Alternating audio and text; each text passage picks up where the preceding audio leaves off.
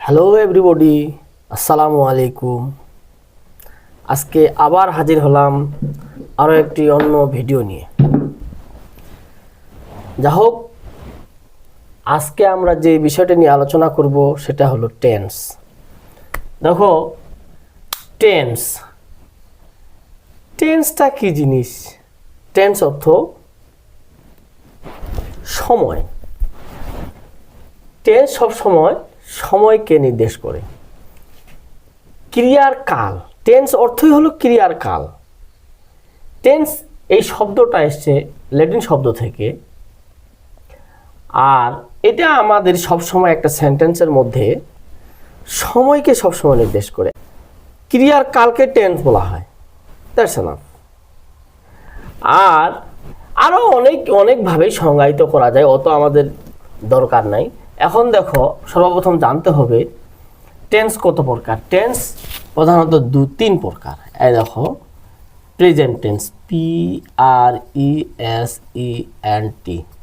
Present tense, TENSE।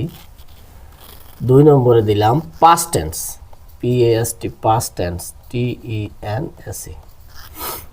3 নম্বরে দেখো future tense, FUTURE, future tense, TENSE।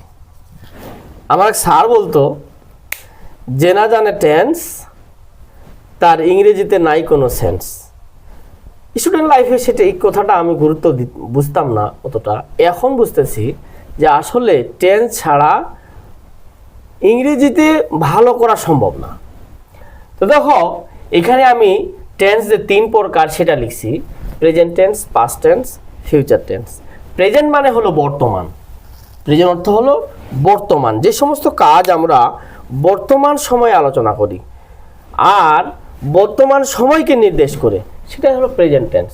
আর past tense আমরা জানি অতীতকালে যে কাজগুলো আমরা করে আসছি, যে কাজটা অতীত, সেটাই হলো পাস্ট টেন্স।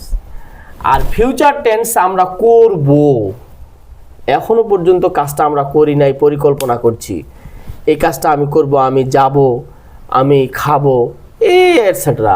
এইখানে দেখো, আমরা যদি এই প্রেজেন্ট টেন্স আর পাস্ট টেন্স, ফিউচার টেন্স এগুলো যদি আমরা চিনতে যাই, তাহলে আমাদের বাংলা বাক্য ভালো করে জানতে হবে।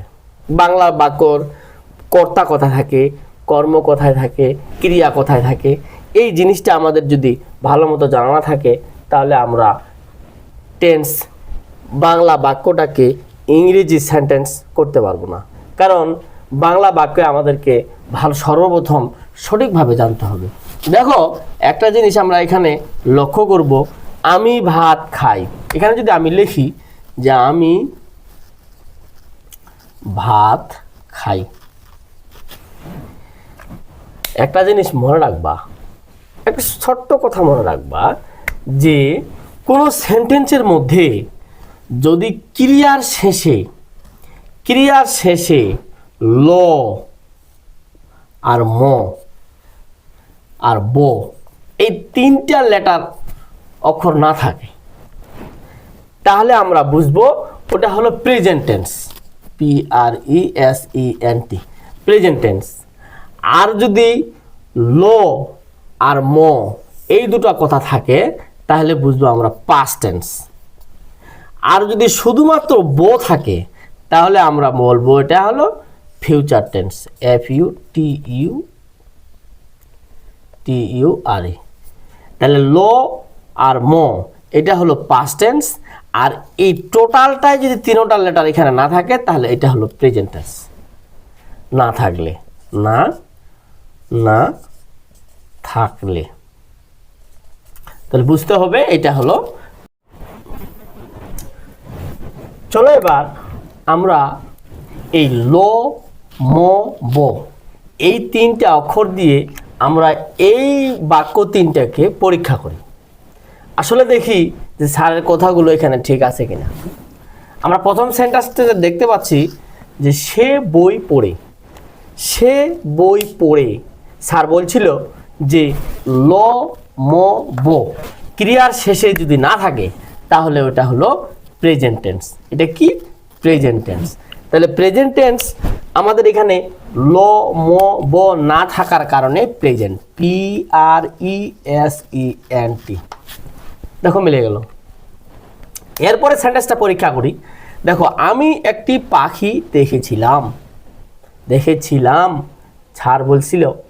স্যার বলছিলেন যে এখানে ল আর ম এই দুটো অক্ষর যদি কোনো ক্রিয়া শেষে থাকে তাহলে ওটা পাস্ট টেন্স।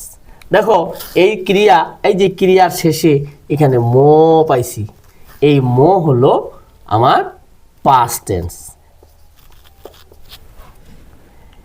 পরের সেন্টেন্সটা দেখি যে আমি একটি বই কিনিব। স্যার বলছিলেন যে এইখানে শুধু যদি পাই তাহলে বুঝতে হবে এটা হলো ফিউচার টেন্স, FUTURE।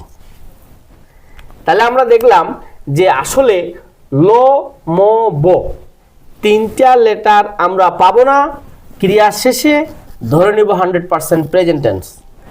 এই তিনটার মধ্যে ল আর ম পাবো, ধরে নেব 100% পাস্ট টেন্স। আর এই তিনটার মধ্যে শুধুমাত্র পাবো, ধরে নেব ফিউচার টেন্স। আমার মনে হয় আমি বোঝাতে পেরেছি যে কোন বাক্যটা প্রেজেন্ট টেন্স, কোন বাক্যটা পাস্ট টেন্স, কোন বাক্যটা ফিউচার টেন্স। এখানে দেখো একটা সেন্টেন্স লিখছি, আমি ফুটবল খেলি।